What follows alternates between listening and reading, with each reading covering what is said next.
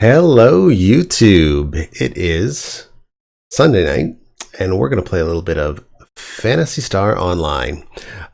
So I apologize in advance. I haven't posted recently just because a whole ton of sort of in real life stuff has been happening. All good. It's just that I've been super busy. So the last 2 days in particular have been kind of just a real wild ride of what us older people who seem confined by the restraints of domestic life refer to as adulting. So what I mean by that is went to a couple of concerts and a comedy show and just had a lot of fun. In fact, I just came back from a show about maybe half an hour ago, which was a blast. I still got the band from the Danforth Music Hall on my hand and stamp. Actually went and saw right here this man, Mr. John Carpenter. So if you recognize the name and you're not familiar with what he does, he has made a ton of horror and sci-fi films, a lot of it in like the late 70s, 80s, and 90s that are most memorable, including The Thing, for which he didn't actually do the soundtrack, or the score I should say. Ennio Morricone did that particular track, but it's famous for the movie. But he did compose music for things like Big Trouble in Little China, They Live, Fog, Halloween, of course. A lot of these really, really memorable scores. So in this particular performance, all he did was just perform music from his film archive, and it was really cool. He actually dipped in and did a bit of shows, or did a bit of songs from his albums that he just released as well. Which reminds me, I should probably order the anthology album. It sounds pretty good. Basically, it's a re-recording of all of his old work. So I will actually post that show in a little bit, because I ended up bringing where did I put it here? Trusty rusty little Kodak ZI-8, which is what I refer to as the Bootlegatron 2000. I've had this camera for, oh god, probably 6-7 years maybe. I bought it when it first came out because I used to go to a lot of shows and I would bring different handy cams and things like that, things that were quite large. And sometimes I get kicked out of gigs for bootlegging, and sometimes I'd be able to pull it off. But I wanted to get something, I knew that it was out there that was small, fit in my pocket, that recorded in HD. So this does record it at 1080p. Now it is a bit older, so the CMOS sensor is starting to go on it and stuff like that. So it doesn't shoot as sharp as it used to, but it's got a built-in microphone that I actually find really, really good. It's got a decent condenser in it. It still sounds a little bass heavy and stuff like that, but I might try and fix the sound up in post. But yeah, it captures everything nice. You can be right up close to a band and stuff, and no matter how loud they're playing, it's always going to kind of compress it down. So I've loved this camera. It definitely needs to be retired. I should probably get one of those zoom cameras at some point, but I still love it for what it is, right? So anyways, we will get back to some of that stuff in a bit, but in the meantime, why don't we try and fire up some PSO and see who we can find online tonight. So let's hit power and see what happens. Now I apologize in advance if maybe the voice and stuff go out of sync with the camera. Hopefully it's staying in sync for the most part, but my computer's doing an automatic backup, so it might cause a little bit of issues. So okay, it must have been a while since I last played. Okay, so it's going to boot me right back here. Let's just jump right to the BIOS of our USB GD-ROM, which, by the way, I'm gonna have to do some more research. I may or may not retire. I'm undecided. Actually, let's talk about that after we crack this open. Perfect. Cheers. And the reason I say that is because recently on the Dreamcast Junkyard, Tom reviewed this new CF card reader, which is compact flash. And the cool thing about that mod, now I know you can do this with the IDE Reborn mod, but then you have an external hard drive that's kind of sitting outside of your machine, looks a little bulky, but it works. The compact flash mod is interesting because most modders will choose compact flash because the read rate is quite high. But also the way it's designed is you don't have to take out your optical drive. You mod it or get the mod done. There's a little switch on the back and you could switch between the optical drive and the compact flash drive. And basically, other than a little notch that you put on the side of your Dreamcast right above the modem, where the compact flash card sits out about maybe half a centimeter, you don't see the mod at all. So from what I understand, it's actually quite nice, and it boots right to DreamShell, which I really prefer over the boot menu from here. It's nice to kind of have that BIOS style menu because it's easy to manage, but at the same time I really like the graphical interface of DreamShell.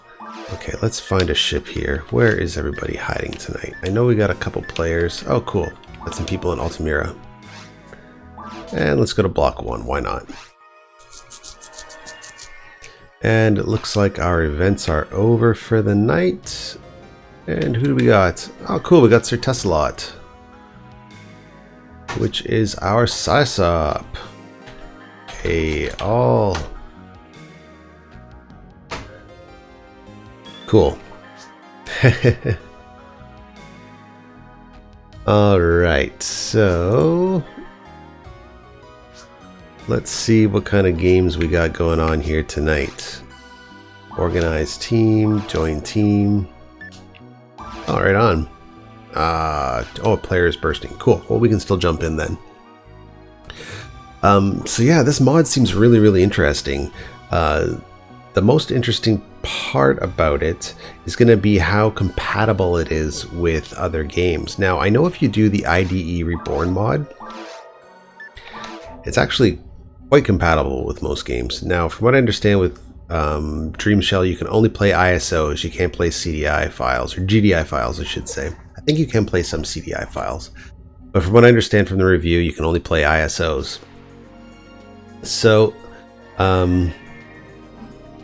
I am curious to see how compatible it is with most games, particularly things like Phantasy Star Online, which do require a relatively high read rate. So I'm going to take a look at the prices, see what it's like, and I may actually have it done to my secondary Dreamcast, because that would be brilliant to have a secondary Dreamcast that's just a normal white version. Hey, all. What's shaken? That'll have like the slightest physical mod to the shell right above the modem, where you can slide in the compact flash, a little mod on the back for a toggle. But other than that, I can play my games as usual, and I can also switch in between games that I'm reading directly from the compact flash card. So yeah, I'm gonna do a little bit more research. I'm gonna check out the price too. You know, if it's under the 200 range, I might consider it. Okay, right on. You guys interested in a forest run, or are we waiting for another player to start a quest? Cool, somebody recognized me. Oh no, Kevin's going to bed. Okay, no prob. How about you, Justin? Thanks, amigo. All right, cool. So Kevin's going off to bed, but that's all right. We can still play with Justin. Now let's see what we got going on here in the bank. Now, did I take out my mag last time we played? Item, mag, I did. Oh no, okay. That probably means poor little guy has got terrible sync. Yeah, sounds awesome. Maybe someone else will pop into. Alright, sweet. So let's just dip out to the forest and have some fun for a little while. I'm going to turn up the volume on the game just a bit because I do notice it gets a bit quiet. Okay. So yeah, this camera here, if you look on my channel, you're going to notice there's a lot of concert bootlegs. Like, I've been bootlegging gigs for probably close to 10 years now. So if you go to the folder that just says, or playlist rather, that says concert bootlegs, you might see some really cool stuff up there. Some stuff that you might not realize I've been into. I am into quite a bit of different music, but yeah, the content that I've posted is actually quite diverse. Some acoustic stuff, some metal stuff, some industrial stuff, some electronic stuff. It's kind of all over the map. But yeah, I got really big into the bootlegging scene because mostly just because nobody else was doing it at the time. Especially, you know, there were a few folks here and there, but in the early 90s, or I shouldn't say early 90s rather, but in the early 2000s, before cell phone cameras actually had decent cameras on them, you had to bring in these big bulky rather camcorders, and then they got slimmed down to have, like, you know, run off of compact flash and run off of SD cards and things of that nature. They were still a bit big, so they weren't necessarily ideal for sneaking into a show. And this is also back when concerts really cared about bootlegging too. Like, if they saw you with the camera, they would kick you out, no question. Nowadays, I think they've just come to terms with the fact that they can't stop every cell phone in the audience from recording. And again, that said, there are some artists that refuse to perform if people are seen recording in the audience. I've definitely been to a couple of gigs like that. One that comes to mind is Porcupine Tree, who the guy who is the lead, Steven Wilson, he will walk off stage if he sees cameras out there. So definitely something to be aware of when you're at a gig. Is it really worth jeopardizing the concert for everybody present? And I've had my camera taken away quite a few times. I remember I started bootlegging a Butthole Surfers show at the Phoenix here in Toronto, and my camera got pulled out and I got kicked out for a little while, but I managed to talk myself back in. Guar, Rip, Dave Brocky. I remember catching them one time and I had a camera snuck in, and unfortunately I got caught, and I almost lost the camera that time. This jerk security person took it and they ended up walking it into a back room. And I can remember the guy, he said his name was Sarge, and he was the head security guy at the time.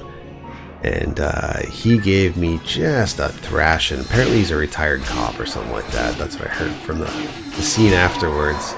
But yeah, I was so pissed. I thought for sure I was going to lose my camera. And I think that, what was I using? I was using some sort of Sony Handycam. But unfortunately, the microphone on it was quite sensitive, which I guess is pretty good if you're just doing everyday recording and stuff like that. But for a concert, maybe not so ideal. And the other thing about it was in those first sort of generation of HD cameras. So even though it recorded in HD 1080, it recorded in a maximum of 1080i, which just looks horrible on modern screens. So 1080i, in case you don't know, is interlace. And the way interlace works is, it was kind of, before 1080p progressive, the broadcast standard was interlace, and that was because it was easier to transfer a picture if you were to kind of cut it into sections. You'd have a picture, then a black line, then a picture.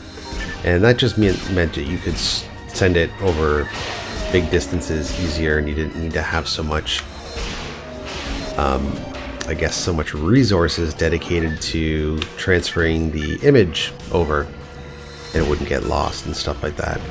But it also meant that in modern day televisions, you'll notice sometimes like a flicker in the picture, and that's because of the interlace. so that was a bit disappointing as well. I ended up selling that camera. I think I bought it used for about 500 bucks or something like that too, which kind of pissed me off.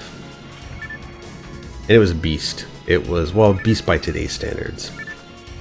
Had a big bulky battery, and it only lasted about maybe an hour and a half before it ended up dying. So it wasn't the most ideal for concerts, well, mostly because, you know, the camera I have now will last about an hour and 10 minutes, but the battery is quite small if I want to switch it out.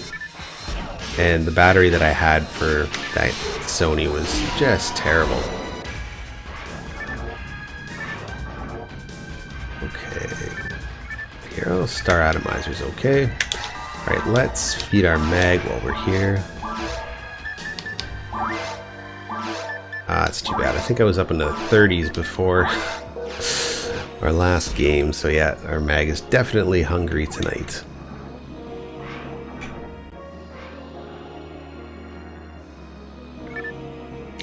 Alright, let's hop out here. Let's just ask our friend how busy it's been as well. Has it been busy tonight?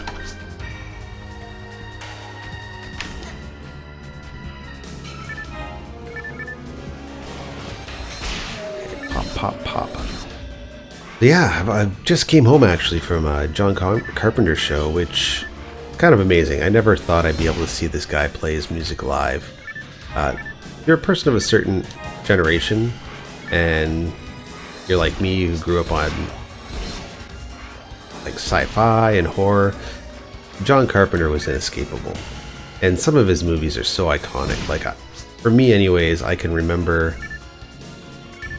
watching The Thing, because they would broadcast a lot of John Carpenter movies back in the day when you only had 3 channels, and you kind of had Sunday night or Sunday afternoon matinee movies, and you had Saturday night movies and stuff like that, and they would play like the broadcast versions of The Thing, and they would play the broadcast versions of I believe they used to play They Live once in a while too, of all things. And actually, I think I remember watching Big Trouble in Little China for the first time on television. Oh yeah, probably GC players. But it was always the music, and that's what always caught me. Like, I can remember as a young kid, the score for The Thing. Like, I could never, it's not something you could really hum in your head, but it was just so iconic. Hey, what's going on, Rich? And as an adult, well, even as a teenager, I was a young kid, I should say, like, I was always so obsessed with electronic music. I never knew how to do it until I got into my late 20s, which is kind of disappointing. But it was always one of those things that I just had such a fascination with. And when I was a little kid, I used to have an SK5. Which video? Casio SK5. So if you don't know what that is... Yep, streaming now, amigo. It's an old school Casio sampling keyboard that's a little bit coveted nowadays. People will mod it so that it has MIDI capabilities and things like that, and maybe add some filters and different kind of distortion effects.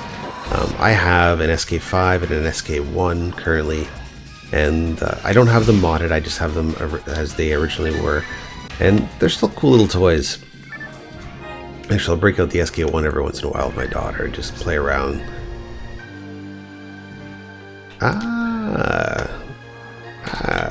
Very cool. Was it helpful? Awesome.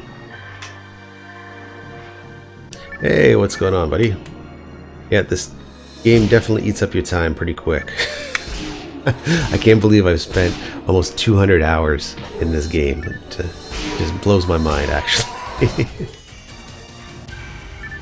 Right on. Well, I'm glad that video I made helped out. Digger HP. I wonder what that is.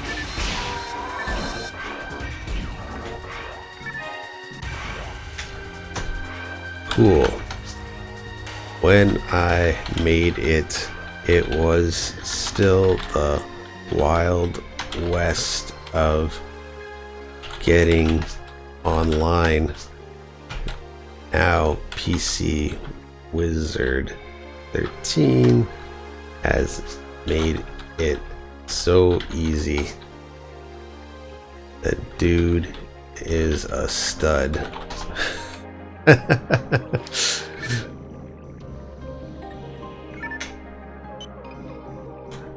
So yeah, I can remember as a kid playing around on those keyboards and having a lot of fun and just, you know, trying to get things in sync. And then as an adult, I would play around with different techniques. I do a lot of tape looping and CD looping and do a bit of DJing and things like that, but I could never... Nope. I think someone else did. I use the Eves patcher or play disc now. Sorry if it sounds like my throat's giving out too. Like I said, I just got back from a show, so everything in my throat is a bit froggy.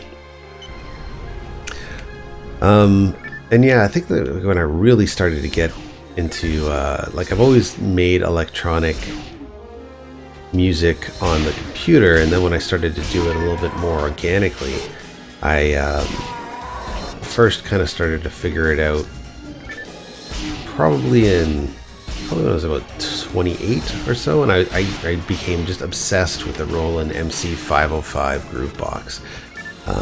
Just a brilliant little instrument. You can do so much with it. It's so intuitive after you get the hang of it. Very little menu diving and stuff like that. But yeah, I composed so much music on that at one point. And then I started to get into different sort of MIDI techniques. So I would expand off and I'd use like an 8-channel MIDI splitter and stuff and put it into different samplers and other different sort of synthesizers and stuff like that. And oh man, it got to be such a project. There's actually some video of me doing some live performances on my channel too from a couple years ago once I kind of optimized the whole performance.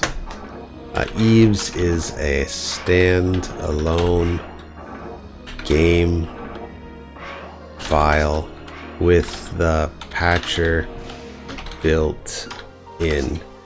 You can burn it to CD and you don't need to patch. Also, it streamlines the game.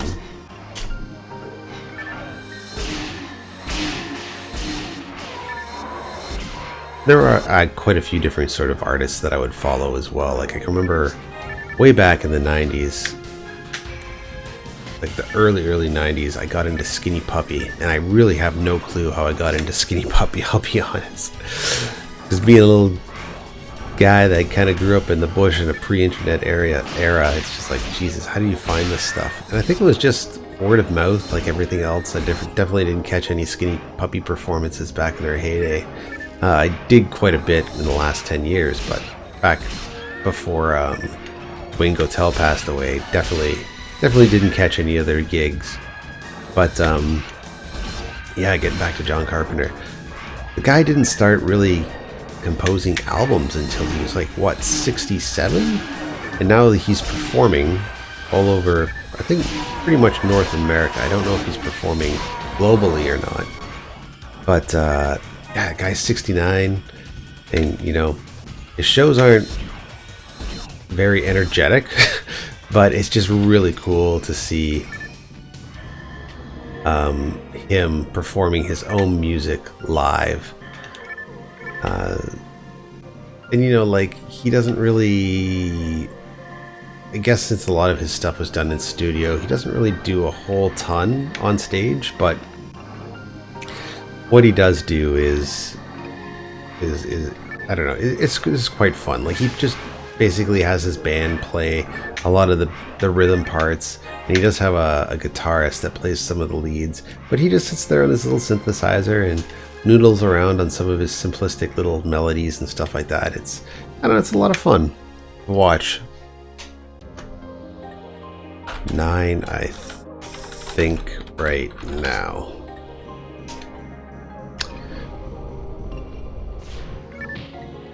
Okay, getting back to the chat. Yeah, from what I understand, this game was really bad for being hacked back in the day. Fortunately, hacking has been kind of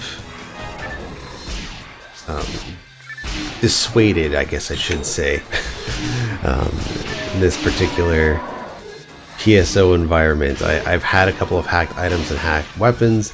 Not that I knew that I had them at the time, but people spotted them out. And it's actually caused me quite a bit of problems to play. Like, I wouldn't be able to join certain quests, or I'd be kicked off the server because they'd identify a hacked item. A lot of these items I got from other players just in-game, so I really was not paying attention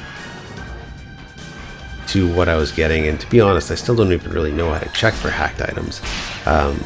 Euroheim would identify them as hacked, and then they would take the items and they would either fix them so they were no longer modded, in a way that I guess was causing a lot of problems, or I just get rid of them altogether. So yeah, that's kind of what actually got me out of. Yeah, 10 people on right now. It's pretty cool. That's what actually got me out of Diablo, particularly Diablo 3. I played a lot of Diablo 2. Not so much online, only because by the time I got into Diablo 2 online, it was well past its heyday. And right now, you can still play Diablo 2 in the servers. The servers are still live. But unfortunately, there's just a lot of parking lot bots that just sort of sit there and don't do anything. And then they clog up the chat feed with different kind of advertisements for things. It's really annoying. I don't really play a lot of Diablo 2 online, even though you still can if you like. And I imagine there is a bit of a community there that I'm just not connected with, that probably play legit, but I've just never found them. There's just way too many bots dumping in-game or hosting games, and I end up joining them and getting tricked. Okay, so our partner here is at 70, so maybe we'll see if they're going to. No. What do I got on this mag, actually? Item. Mag. Oh, let's get out of here. I think I got the deer and who else?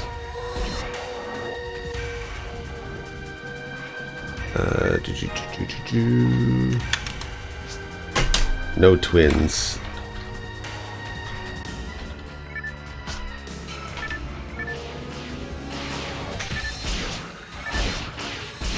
Okay.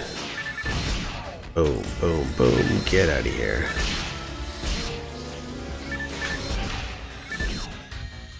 Sweet. And can we get through? No, we gotta open up. Oh, we gotta get rid of these guys first.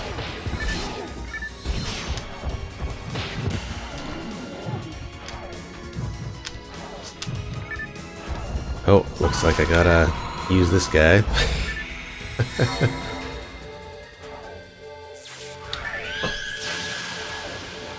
Hey, Link, welcome aboard, man. Okay, let's bring our friend Justin back to life. Boom, boom, boom.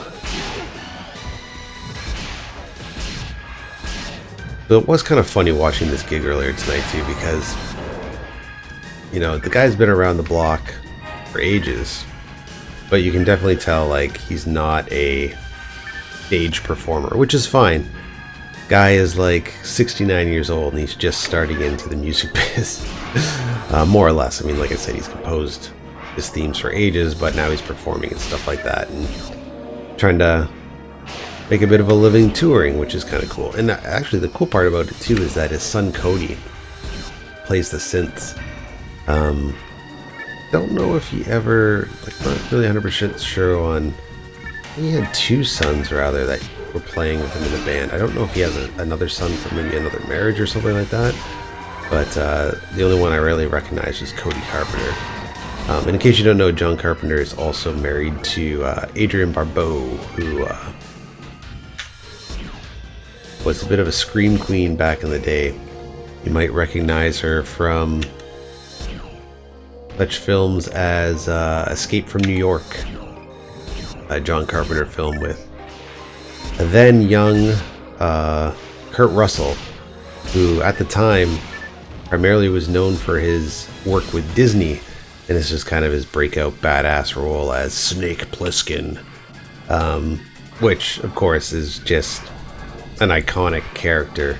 And even though I think a lot of people hate Escape from LA for all the wrong reasons, like, it's not a great movie for it's just not a great movie, but I don't think it's that much worse than Escape from New York. Like, Escape from New York is kind of cheesy, but I guess the cheese factor in Escape from LA is just through the roof, so I can see why most people are not a huge fan.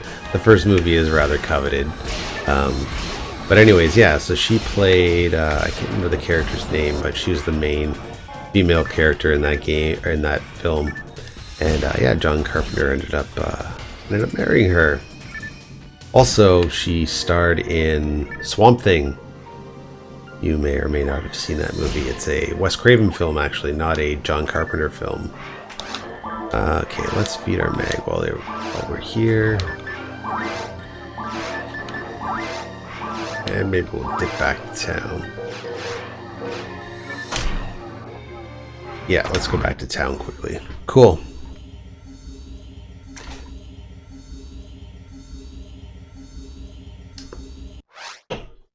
And I was happy that he played most of his themes from some of the things that, like, I shouldn't say I wasn't familiar with, but I didn't expect. Like, he played the theme from The Fog and stuff like that. I just forgot how good a theme that was. So there were lots of things that he played that, I just kind of forgot about. Even the theme to Prince of Darkness. I think that's a fantastic score, and I don't think it really gets enough credit. But, yeah, he played for about an hour and 20 minutes. It was actually kind of a short gig, and did one encore, and yeah, that was it. I'm kind of glad to be home before 10:30. My old man bones were kicking in. In fact, I was with a friend at the show too, and he had to leave because his back was hurting. Now keep in mind, we're not ancient people. Like, I'm 36 and my friend was 35, but hey, it's just the name of the game, I suppose. Alright, let's get this escape doll and let's get out of here. That was John Carpenter tonight. There was no opener, it was just him, which is absolutely fine by me. And the night before, it was actually stand-up at the Sony Center.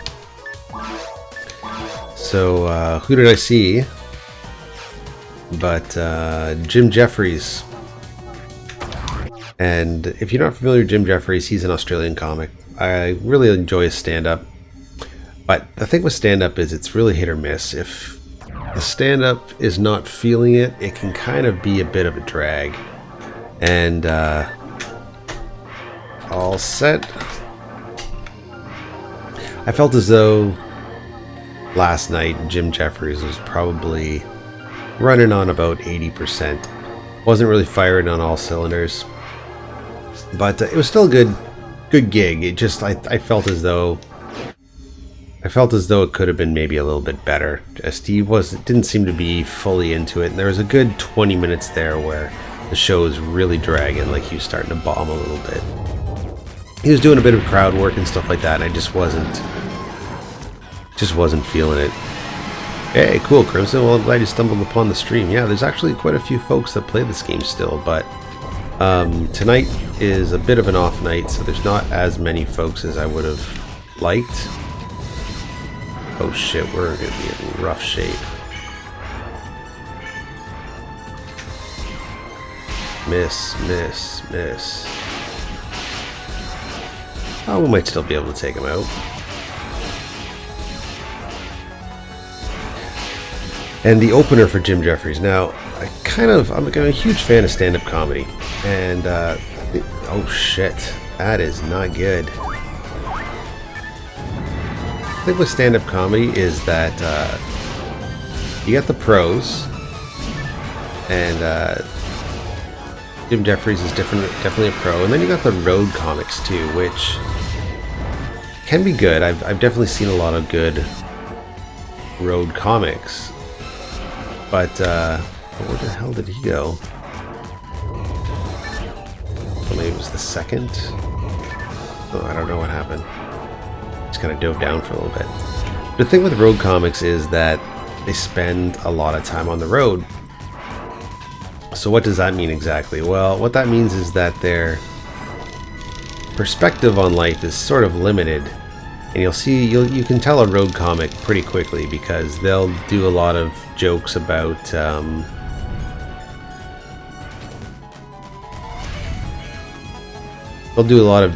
hotel rooms and transit and things of that nature.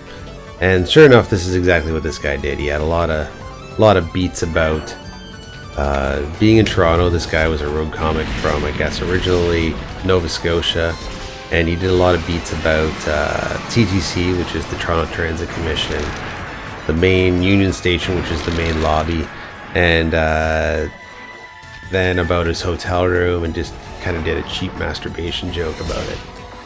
So I don't know, he was okay, but it was just like, okay, kind of saw his jokes about a mile away. And you know, all the power to it. You're a road comic, you're a working person, you're on the road doing your thing, but it's just one of those situations where I feel like I've heard that type of comedy a million times before, and just it doesn't resonate with me anymore. Definitely when I first started getting into stand-up, it was humorous, but you know, I could just telegraph the jokes a mile away.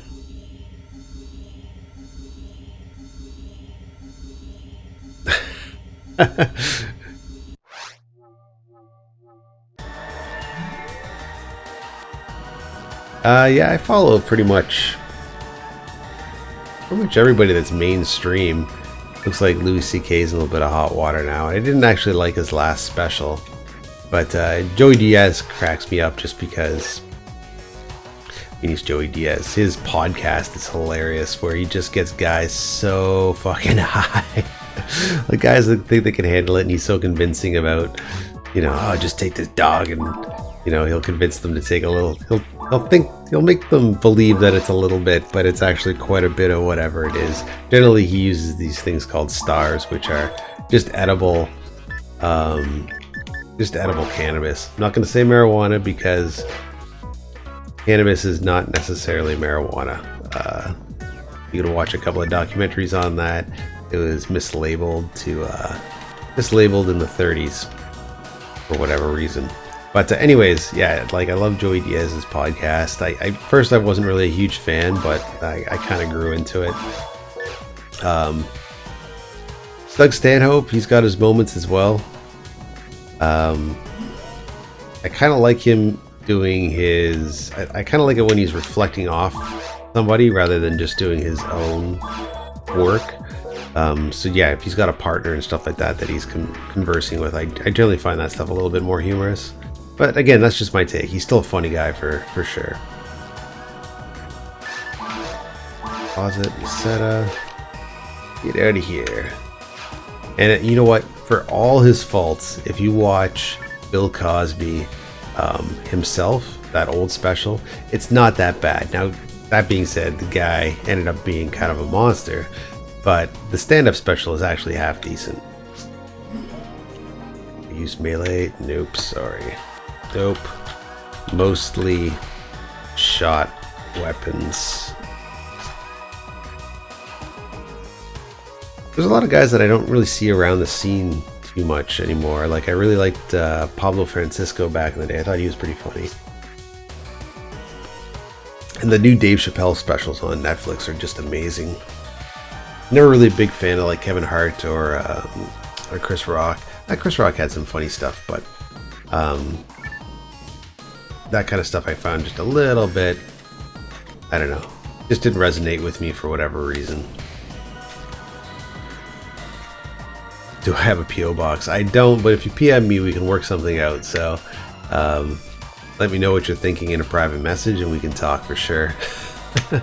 Hey, Catface, what's shaking? I think everybody that listens to stand-up probably listens to, oh, I guess our friend is back in the... They will open up the... Oh, wow, okay, cool. Probably listens to the Joe Rogan podcast. I used to really like the Marin podcast, but he's definitely stopped being kind of edgy and original and sort of just panders to, I find, an audience that's trying to sell something, and it's all very obvious as well. But I still like the Rogan podcast. He had a great one on recently with this guy, Paul Stanis, who is an expert in mushrooms. Fungi, I guess I should say, just in general. And fascinating conversation about, not necessarily about psilocybin mushrooms, but, or psilocybin, what am I talking about? Psilocybin mushrooms, but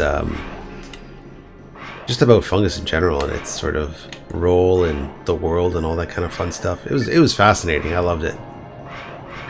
If you've ever taken magic mushrooms too, you know it can be quite an interesting trip. I haven't in quite some time, but after listening to podcasts, it kind of made me think, yeah, I should probably revisit that, because I didn't necessarily have bad experiences. It's just one of those things where you kind of grow up and it's one of those things you don't do anymore. But a lot of that stuff, if you find good sources, it's all pretty much harmless. And if you've been there, you know that it's going to end. So in case you get into that freaking out mode, which some people do, and I've been there myself, you know, you survive it and you realize it's not a forever thing. And if you're having a bad trip, just wait it out. It'll go away. You're not going to die. Don't go to the hospital. Just give it a couple hours and everything will be fine soon enough. Gotta take out these guys first.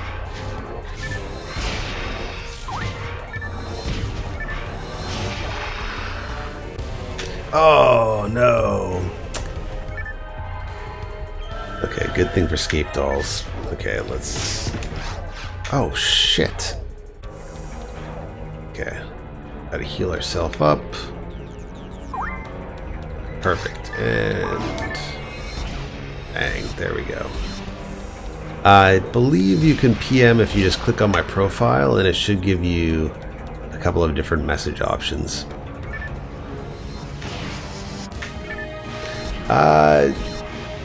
You know what? I kind of hated the last Seinfeld special, to be quite honest. It came off like he was just an old man. Like, I get it that that's his style of comedy, but it seems so dated. I've seen some really bad stand-up comedians too. In fact, I think the worst one I ever saw was I was on a cruise ship about 7 or 8 years ago, and there's working cruise comics, and I get it, they're there to do a job and they're there to cater to a general audience, but he was so hacky. It was painful. In fact, he was a cruise ship comic who also was a musical cruise ship comic, and he would play some guitar, and at one point he had the bravado to use such a hack joke. He played his guitar and he said something to the effect, I'll paraphrase, of I like playing guitar, but I hate rap music. I think they should call it crap music. Yeah, he went there. He referred to rap music as crap music. I think on hit I'm tapped out, but still can swing HP and strength.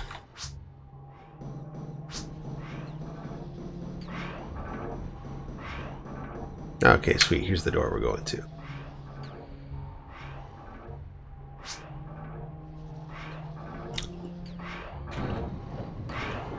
Comedians in Cars with Coffee was kind of fun for what it was. It was, if you haven't seen that series before, basically he would just do what, what's that guy's name there? James Corden is doing now with his whole car karaoke thing, except Seinfeld's shtick was you go there and you get a coffee with him. You just kind of drive around town and chit chat. He had some interesting conversations. I enjoyed it for what it was. But YouTube, if you're out there watching right now and you want to see the funniest thing that nobody is watching, please,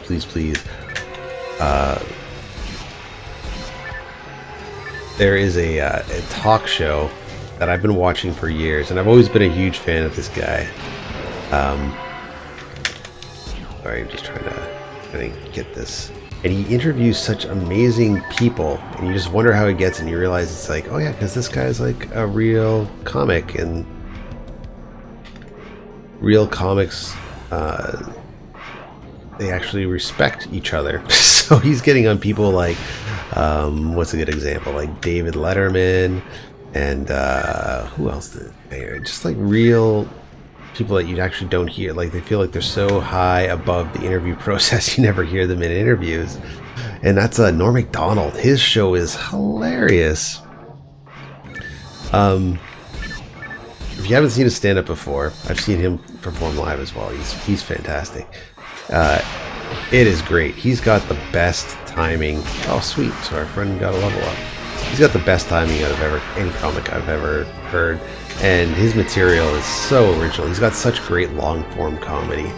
And he partners with the guy who runs the Comedy Store, actually, Adam Egan. And it's interesting because Adam Egan plays his co-host, and some of the long-form jokes that Norm does with him run like episodes. They're not tied up in a beat. They're not tied up at the end of the episode. Some of them last episodes, and they're hilarious. I love that show. So yeah, I believe his channel is like Norm Macdonald Live, and he's actually a Canadian guy too. He used to do the Weekend Update on SNL way back in the day, and I think he got fired for whatever reason, but he actually also started in a hilarious movie called Dirty Work back in the 90s, which I haven't seen since it was released back in the 90s. I think much like movies like Basketball and stuff like that, I probably won't appreciate as much anymore, but back in the day it was hilarious.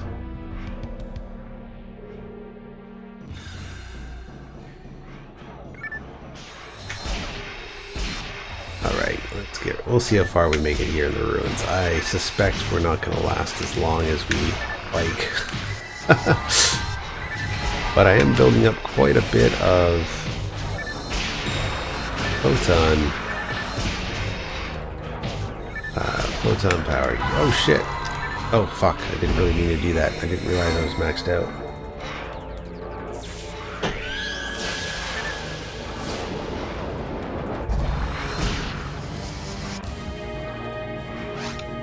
Alright, let's feed our mag over here.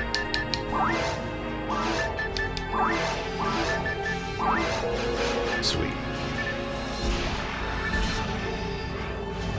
Did Caesar, that's like a old school comic. No, never really got into his stuff. In fact, I used to have a couple of Lenny Bruce records, and I think like most people, they heard the name and were expecting something, and I get it for what it is, but that older comedy is definitely dated, and I don't know, I find it a little hard to listen to. I appreciate it for what it is, but definitely nothing that really resonates with me nowadays. Canadians are nice. Well, thank you. We try. Okay, can we open this up? Can. And where do we go from here? Go up this way? Nope. Okay, so we opened which door? Not 100% sure, but these guys are certainly going to cause us an issue.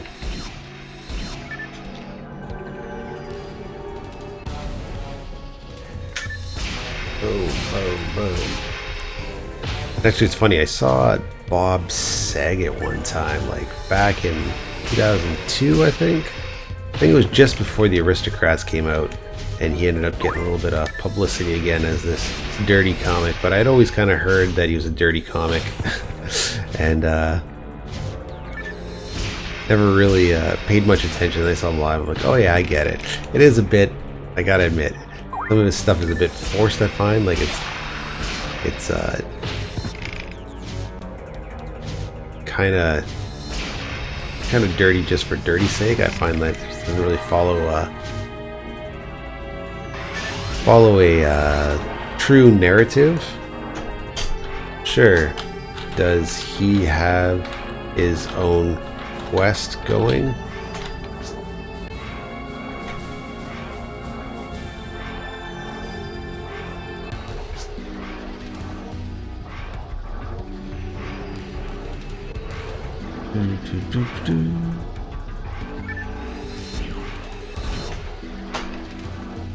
Did you want to bail on this team and join him?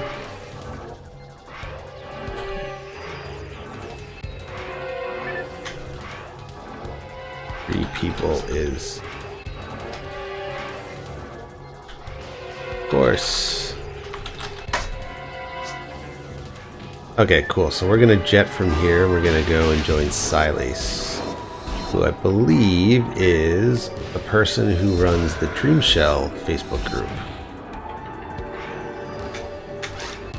Alright. Let's just get rid of one more room. Okay.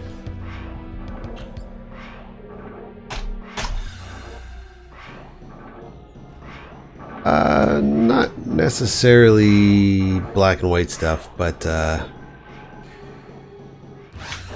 don't know if you meant in terms of like comedy styling or actually older stuff. I kind of like my comedy to have a bit of range in it, I guess.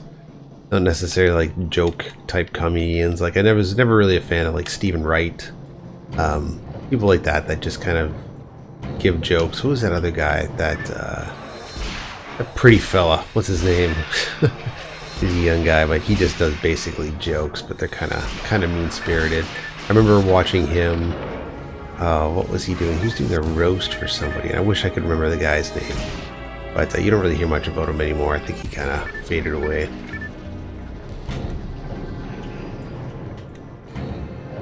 Anyways, I'm a much bigger fan of live music, actually. When I first moved to Toronto, oh shoot, I spent a lot of time and money just going to concerts here because I came from a pretty small town, and actually when I moved here I was kind of in this really, I shouldn't say unique spot in my life, but I think like most people of a certain age, I think I was 25, just got out of school, so I had a bit of money in my pocket. I guess I didn't have money in my pocket, but I had the potential to generate income. So I was getting some decent jobs and I was able to get a bit of cash. I was able to do a little bit more of the things that I actually wanted to do, which meant I really liked going to concerts and things. So I would go to 2 or 3 gigs a week. You know, I didn't have a girlfriend tie me down or anything like that. Didn't have any family or any obligations. Just had to pay back a bit of school debt and pay rent. But other than that, it was like if I wanted to eat healthy that week, I could eat healthy. If I wanted to eat like crap or nothing at all, I could do that as well. So it's funny. I don't think I actually started drinking beer until I was about 25 either. Not that I drink a ton now. I'll have one here and there, or when I'm live streaming or at a concert or something like that, but before that I would just never do anything like that. I don't know what it was. Just I think it was also I can remember when I was first kind of really out on my own. Kind of I went to college for a little bit, and the program I was taking I didn't enjoy, so I dropped out. And then I went to university for a bit, and the program I was taking I didn't enjoy, so I dropped out.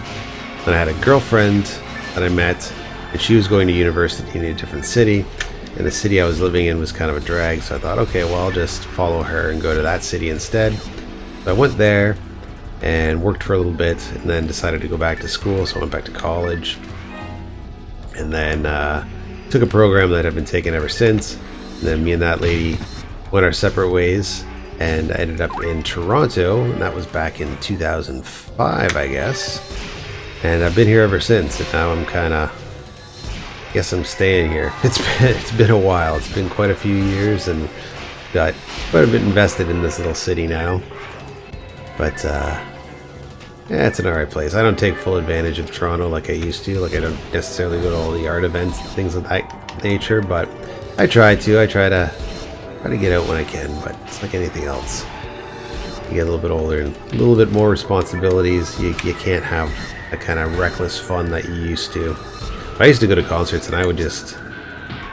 Shit.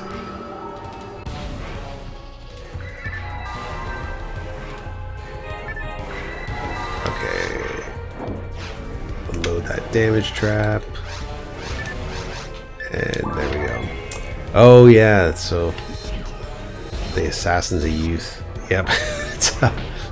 I guess I'm not even sure if that's a free movie. I don't know if anybody owns the copyright or not, but one of those marijuana propaganda movies that I always kind of find amusing from the 30s. It's similar to Reefer Madness, but a little bit different. Not much different, actually. I think it's a little worse than Reefer Madness. Yeah, I was just saying, when I first came to Toronto, I was certainly going to a lot of gigs. And I had a lot of fun, and actually I'm glad I went to a lot of the ones I went to, because those people are not around anymore. Like, I can remember seeing bands like, you know, Motorhead like half a dozen times. Of course, Lemmy's no longer with us. But you didn't have those opportunities in the towns I was living in at the time. You only had those when you moved to bigger spots like Toronto. So it was just one of those things where I was taking advantage of it at the time, and I've pretty much seen every band that I've wanted to see 2 or 3 times at this point, so nothing's really jumping out, but occasionally there'll be the odd concert that I become intrigued with, and I might go and spend a little time and catch, like tonight with John Carpenter. That was a lot of fun. Roger Waters the week before, or not the week before, rather the month before, with a friend of mine. That was also a lot of fun. I don't necessarily have anything on the horizon, except I did pass a marquee that said the Revolting Cocks will be playing with Frontline Assembly. I've seen those guys a couple times too. The Revolting Cocks in various different forms, and they're a lot of fun. So I might check that out. See if Al Jorgensen from Ministry fame is currently playing with them. I doubt he is, but either or, they're still a good band. They still got some good tracks. I suggest, if you haven't heard the Revolting Cocks before, you check out their cover of Do You Think I'm Sexy? I think it's a brilliant cover. They also have a couple of really cool original tracks as well. They do, they're mostly, I think, known for their covers though. And even their later albums that they put out, they have some really fantastic songs. Like, there's this one track called I'm Not Gay, and it's just the catchiest hook ever.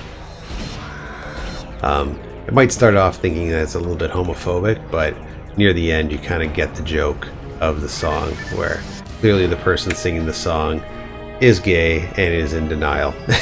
And that's kind of, I don't know, it's funny, it makes the song work. Okay, we really gotta take out that fucking flower. Oh, for fuck's sakes.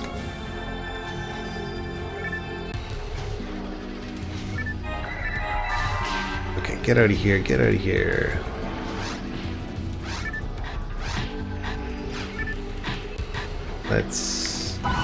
Alright, let's just use this guy and get it over with.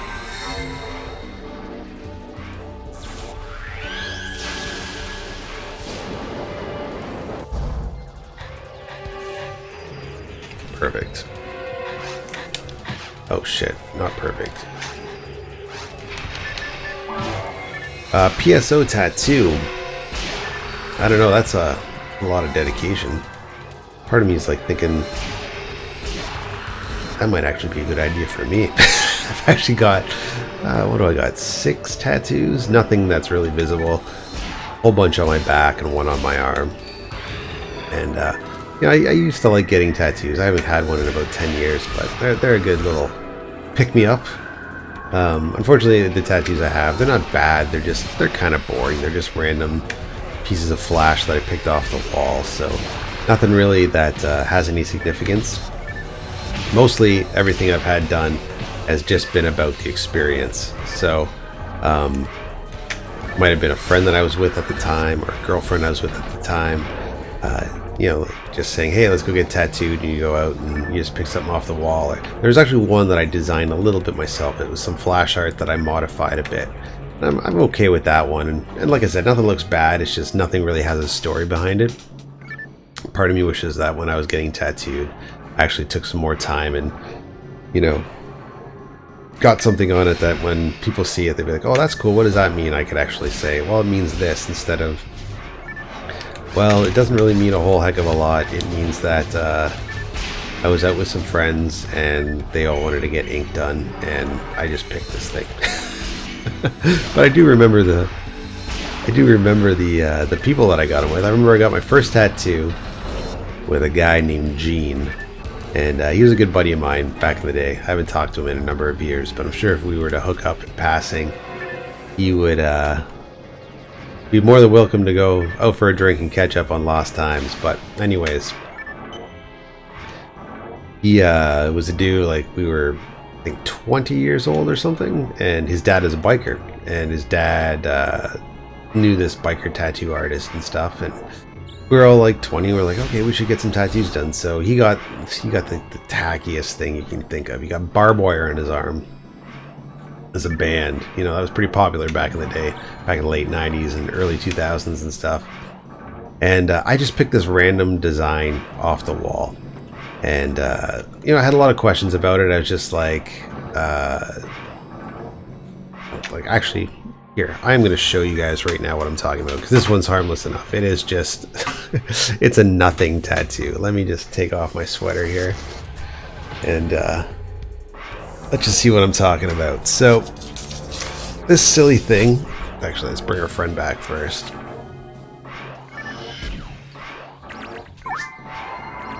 There we go, perfect. Here, let's just bring the screen up a little bit. This thing right here. So, again, nothing special, just some random flash that I picked off a wall. And, like I said, I was with a friend of mine, and we were both getting ink done, and it seemed interesting at the time. But, while I was getting it done, I was talking to the tattoo artist. This guy's name is Big Dave. He's located in Sault Ste. Marie, Ontario. I don't know if his shop is still open or not, but big biker dude. Not the friendliest folk by any means, but different strokes, I guess. And I said, you know, if I don't like it later on, can I get it covered up? And he's like, no, you don't get tattoos covered up. That's an insult. And he's like, you either want it or you don't want it. It's like, okay, fine. I'll get the tattoo done. So my friend Gene gets his done, and my turn, so I go and I sit in the chair, and the guy sits me in the chair and puts my arm on this table, and he's got a TV in front of me, and he says, don't move. If you move, you're going to stretch your skin, and I'm going to screw up. He says, just sit there still, and you know, just let me do my thing. Like, okay, no problem. I'll let you do your thing. So I'm sitting in the chair, and I'm watching TV, and you haven't had a tattoo done before, like, if you do it on the thicker parts of your body, you know, you can feel it. It hurts a bit, but whatever. It's very manageable pain, at least in my eyes. It's when it gets to the thinner parts that things get to be a little bit uncomfortable. So some of the thinner parts are like thin skin on the under part of your arm and stuff like that. So when he started to kind of get to the edges, I could sort of start to feel it sting a bit. Oh, shit. Come on. Okay, sweet. I got escape doll. I think I'm probably almost out of escape dolls, though. Come on, pick it up. Fucking pick it up. Pick it up. Pick it up. Pick it up. Pick it up. You son of a bitch. Oh, God. That was close. Yeah, he's gnawing away on my arm, doing his thing. And at one point, I hear the needle start to kind of stop a little bit. So I'm sitting here, and I got my arm out on the table, and I turn my head slightly, and then he kind of takes his arm away, and I feel the needle kind of like pull away, and there's silence. And I'm like, okay, what's going on here? I'm still looking straight ahead, and oh shoot, is this? my partner's weapon? I hope not. I'm looking straight ahead. And then I just sort of gently turn to the side just to see what's going on and why we've stopped. All done. And I look at him, and the guy has got his head in his hands like this. Goes like this. And he says, "I told you not to move." I was like, "Oh, sorry, man. Like, I didn't mean it." He's like, "Oh, fuck. Okay, I think I can fix it." I'm like, "What the hell did you do? What do you mean you think you can fix it? How did things go so far off the rails?" I guess he might have went out of, like, offline somewhere or something like that. Does Silas still want us to join?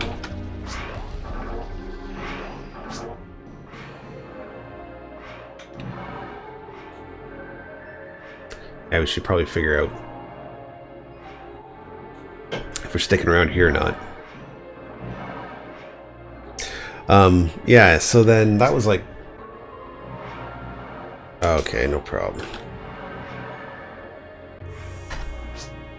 So that was like my first experience, and yeah, it was kind of not the best, most fun experience, but then I hooked up with this girl, and this story is a kick in the balls. So I hooked up with this girl, and you know, we moved to Waterloo, Ontario. We were there, and she was in college, and I was working. Then I was in college or whatever. And we went to this tattoo shop in the in town. You know, I heard word of mouth. I was working at a music store when I wasn't in school. They said, "Oh yeah, go here to get some ink done." So we were there getting some ink done or whatever. And you know, tattoos are expensive. The girl I was dating, she used to work at a Dairy Queen when she was going to university, of all things. And this Dairy Queen was relatively close to where the I hope they have a moon atomizer. Can you bring me back? Gotta MA. Fuck. Okay. I guess we are headed back to Pioneer. God damn it.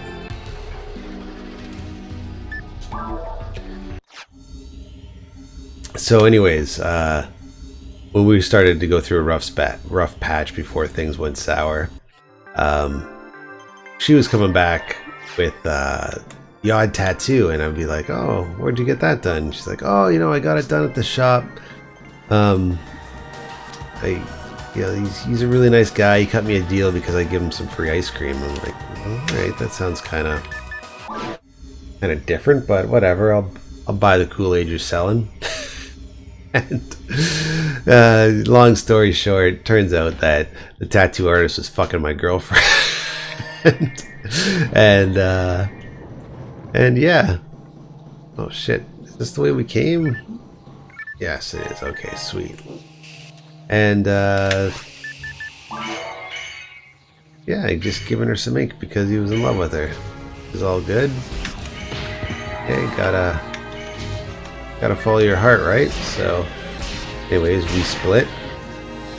It is what it is. And then I think after we split, she didn't move in with the dude, but definitely got serious with the dude, and I think he dumped her like after 4 or 5 months or something like that. So, you know, good timing on her part, right? Water under the bridge. I do not hold grudges.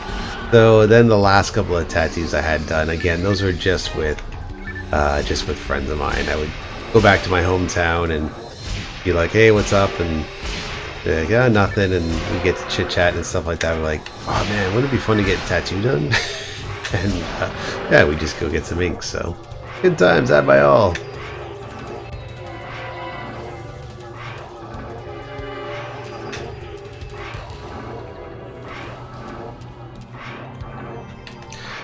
I've seen some pretty cool tattoo designs actually for Phantasy Star Online. There's actually a couple of cool t-shirts that I've seen as well, which I wouldn't mind stealing the designs off of. But that one sort of triangle design that with the circle around it, that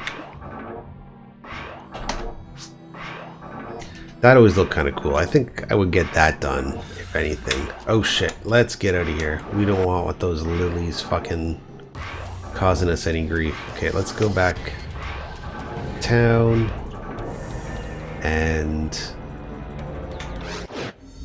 okay, don't want to go to cave. I think he dropped a pipe here somewhere. We'll go back to cave 2 and then we'll drop a pipe from there, I think.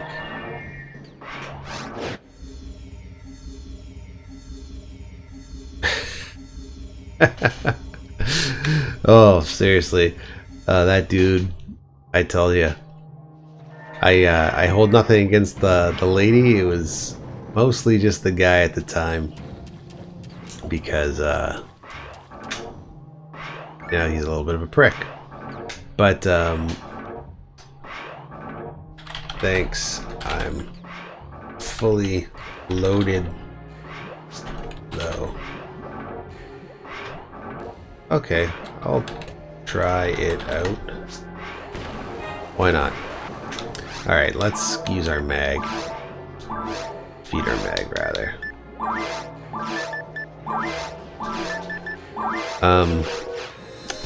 How old was that guy at the time, too? I think I was 22, I think my girlfriend was 20, and I think he was 37. So, as a 36-year-old man now, I could not possibly imagine myself having anything relatable in a relationship context with somebody that much younger than me. But hey, that's just me.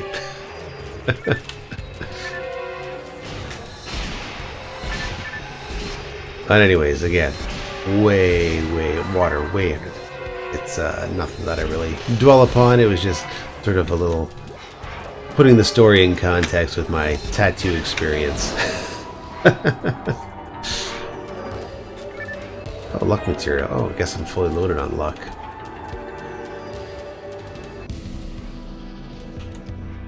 But also those kind of moments in your life too. I think you can kind of go. You can kind of go multiple ways, right? You can let those things beat you down and get you upset, which, you know, of course it did at that time. Or you can kind of take advantage of it. So after a couple of, it was funny, a friend of mine who ended up living with afterwards, we ended up getting a place in Toronto together for a couple of years. It was a long-term friend of mine, but I told him that I'd split from my lady friend, and I told him I wanted to move to Toronto. He said, yeah, he's having difficulty with his current roommate as well, and wouldn't mind kind of getting a new scene. So we had a plan. You know, I had another semester left in college, but after that we're gonna go get a place in Toronto. So seeing as I was just in school and I was just working and didn't really have a ton of friends in Waterloo at that time, at least nobody that I really needed to concentrate a lot of effort on, and no lady friend, I was like, okay, no distractions, I'm just gonna make this work. So ended up getting out of school and doing quite well, and basically just hitting the gym 6 days a week. And when I moved to Toronto, I was a fucking Superman for a good 2 years. It was great. I think I mentioned that I used to work at door and stuff like that at a bar, and that was a lot of fun. But yeah, I really took advantage of it, and here I am today playing video games on YouTube. So it's just interesting how all the different paths lives will take.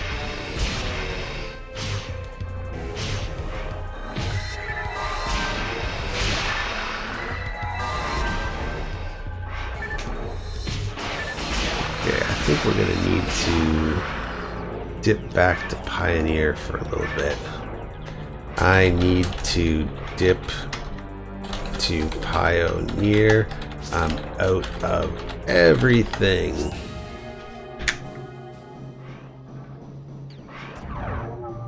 Oh, cool. They're going to drop a helipipe for me.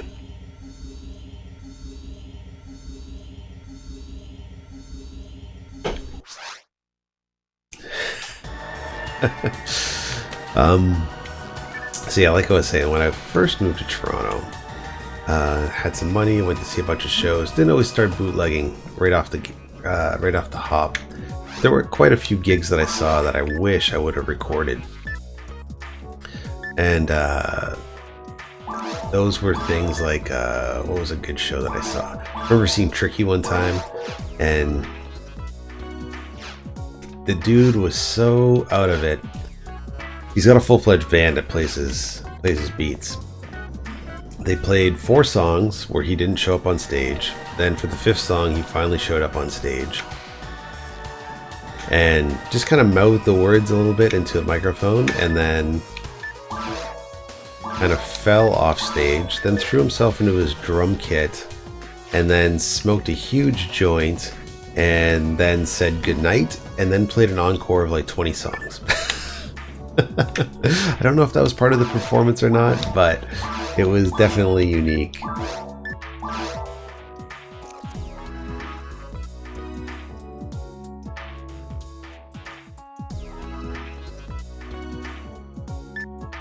Okay, buy, cool. Nope, we don't need that. And we'll buy that. Sweet. I never called that job a bouncer, just the guy that checked ID. Bouncer is there. Meatheads that like to push people around. I just like to have fun. You know, my career is particularly stressful, so hanging out at a bar talking to people was the least of my worries during the end of a work week. So yeah, I'd take advantage of it. I met a lot of cool people. I'm still actually really good friends with the waitress that I used to work with about 10 years ago. She was one of those people that was also quite smart, and well, not to say that I'm quite smart, but she was quite a smart person, and I always really respected her. And you know, she actually, after she left that particular bar, she did quite well for herself in the hospitality industry. So always really impressed with her. All right, so it looks like my computer is starting to give me a little bit of problems, so I think we're gonna have to call it quits for the night. I'm going to have to bail. My computer is trying to do an automatic backup and crashing. Damn. Good game. I'll be on tomorrow.